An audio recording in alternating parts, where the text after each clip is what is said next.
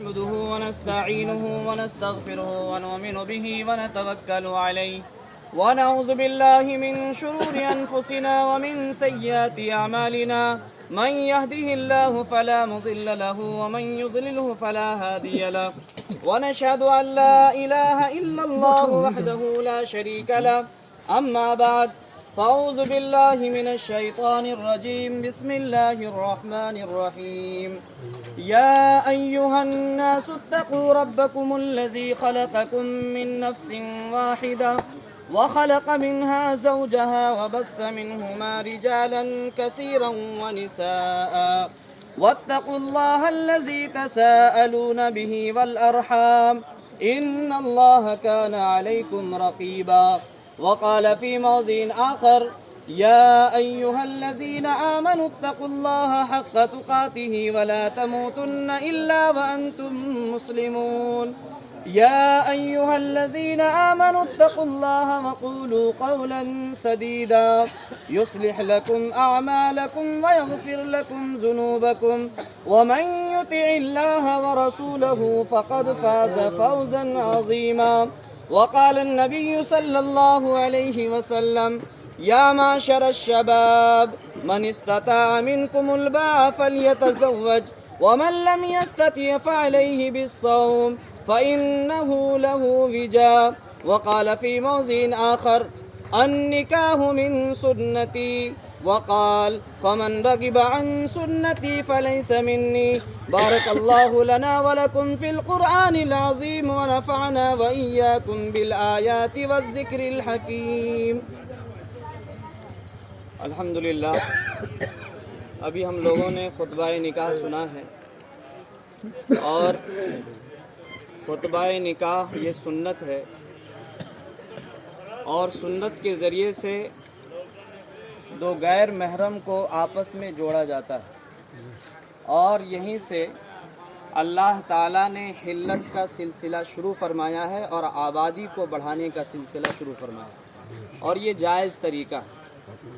ہم لوگ قرآن کو دل و جان سے مانتے ہیں اور ہم سب کی زندگی قرآن کے اوپر ہے اور آپ صلی اللہ علیہ وسلم سے ہم لوگ دل و جان سے محبت کرتے ہیں اور ہم لوگوں کی زندگی جب تک رہے گی تب تک آپ صلی اللہ علیہ وسلم سے اور آپ کی سنت سے محبت کرتے رہیں گے. نکاح جو ہم نے سنا ہے پڑھا ہے اس میں 3 آیتیں پڑھی گئی ہے اور 2 حدیث پڑھی گئی. قرآن کی آیت کا مطلب اللہ تعالیٰ نے فرمایا کہ اے لوگو تم اللہ سے ڈرو. ایک مرد اور ایک عورت سے ہم نے دنیا کو آباد کیا. اس آیت کا انتخاب آپ صلی اللہ علیہ وسلم نے خطبہ نکاح میں اس لیے فرمایا چونکہ اس میں نسبت اور سلسلہ کو بیان فرمایا گیا، وجود کو بیان کیا گیا. اس لیے اللہ تعالیٰ فرماتے ہیں کہ میں تمہارا نگراں ہوں. اس لیے کوئی دیکھے نہ دیکھے اللہ ہر حال میں دیکھتا ہے، اللہ سب کو دیکھتا ہے. اور دوسری بات یہ کہ اس نکاح کی بنیاد سچائی کے اوپر ہے. جب تک ایک دوسرے پر اعتماد باقی رہے گا، سچائی کی نسبت باقی رہے گی، اس وقت تک رشتہ کے اندر کوئی خلفشار نہیں ہو سکتا، کوئی توڑ مڑوڑ نہیں ہو سکتا. جب بے اعتقادی ہوگی اور ایک دوسرے کے اوپر لوگ تہمت لگائیں گے یا ایک دوسرے کو غلط ارادے سے دیکھیں گے یا ایک دوسرے پر یقین جب گھٹے گا، ڈاما ڈول ہوگا، تو رشتہ بھی ٹوٹتا چلا جاتا ہے، رشتہ بگڑتا چلا جاتا ہے. تو اس لیے اس کی بنیاد سچائی کے اوپر ہونا چاہیے. اللہ تعالیٰ نے فرمایا یصلح لکم اعمالکم ویغفر لکم ذنوبکم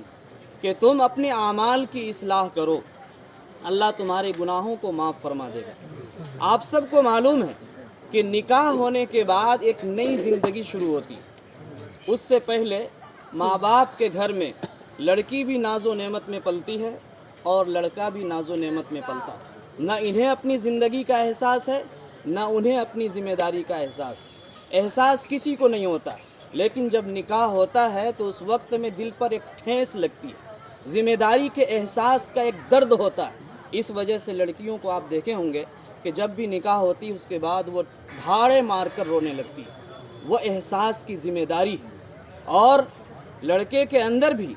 دل کے اندر قبول کرتے وقت جو احساس ہوتا ہے اس احساس کو ہم بیان نہیں کر سکتے۔ یہ ذمہ داری کی احساس ہے، لہٰذا اب ذمہ داری بڑھنے والی ہے۔ ایک طرف ماں کی ذمہ داری، باپ کی ذمہ داری، بھائی بہن کی ذمہ داری، اور دوسری طرف بیوی کی ذمہ داری۔ بعض دفعہ دیکھنے کو ملا ہے کہ بیوی کی وجہ سے ماں باپ پر ظلم کرتے ہیں، بیوی کی وجہ سے بہن کو ستاتے ہیں، اور بعض دفعہ ایسا ہوتا ہے کہ ماں باپ کی محبت میں بیوی کو مارا جاتا ہے، انہیں ستایا جاتا ہے، طلاق دے کر نکال دیا جاتا ہے، نہ جانے کیسے کیسے حربہ اپنائے جاتے ہیں۔ تو نکاح کے بعد ایک نئی زندگی جو شروع ہوئی ہے، یہ بڑی ذمہ داری کی زندگی ہے، اس لیے یہاں پر ماں باپ کا حق جو اولاد کے اوپر ہے اس حق کو ہمیشہ باقی رکھے، اور بیوی کے ساتھ جو آپ صلی اللہ علیہ وسلم نے فرمایا کہ بہتر سلوک کرو، سب سے بہترین انسان وہ ہے جو اپنی بیوی کے ساتھ سب سے بہتر سلوک کرتا ہے، سب سے بہترین انسان وہ ہے۔ تو لہٰذا میری گزارش ہے دولہا بابو سے، اللہ آپ کے نکاح میں برکت دے، آپ کی زندگی میں سلامتی عطا فرمائے، آپ کی عمر میں برکت دے، اللہ تعالیٰ آپ کو اس نکاح کے حق ادا کرنے کی توفیق نصیب فرمائے۔ اور آپ لوگوں سے میں ایک ہی گزارش کرنا چاہتا ہوں کہ دنیا بہت ترقی کر گئی اور قرآن و حدیث ہم لوگوں کے سامنے آ چکا ہے، اب کسی سے چھپی ہوئی نہیں ہے، یوٹیوب پہ ہو، واٹس ایپ پہ ہو، نیٹ پہ ہو، جہاں دیکھنا چاہے قرآن و حدیث سامنے میں ہے، اور آپ سب کو پتہ ہے، ہم کو پتہ ہے کہ ہم سب کی کامیابی صرف قرآن اور حدیث کے اندر ہے، باقی کہیں کامیابی نہیں ہے۔ نبی کی زندگی میں،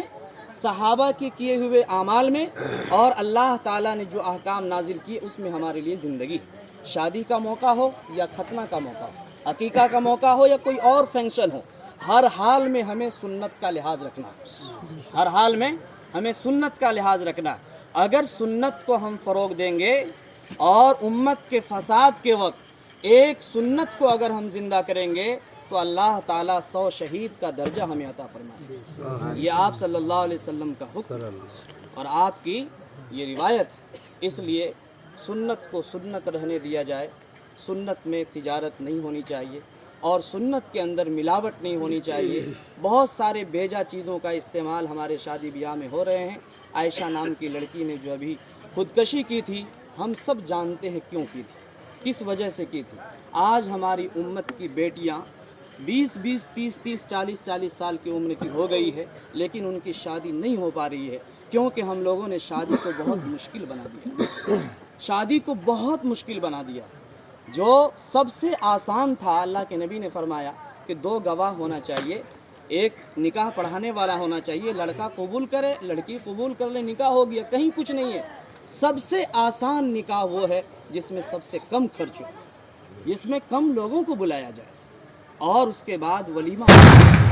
ولیمہ سنت ہے۔ اللہ تعالی ہم سب کو کہنے سننے سے زیادہ توفیق نصیب فرمائے۔